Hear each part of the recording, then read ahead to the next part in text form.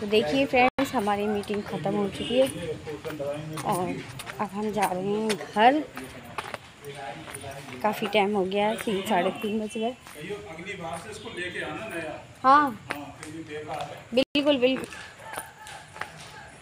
तो ये यहाँ पे हमारी मीटिंग होती हैगी और अब कई जगह पीलीभीत भी होने वाली हैगी, कई जगह। और आयुर्वेदिक की जानकारी दी जाती है, बीमारियों के बारे में नॉलेज दी जाती है, बताया जाता है कौन सी बीमारी में क्या प्रोडक्ट लगाना है, कैसे इलाज करना है। तो अब हम जा रहे हैं घर, क्योंकि सौम्या अकेली हैगी। मैं सुबह 10:30 बजे 11 बजे आ गई थी। तो ठीक है फ्रेंड्स, अब हम लोग वाहन का इंतज़ार कर रहे हैं, पहुंच रहे हैं घर।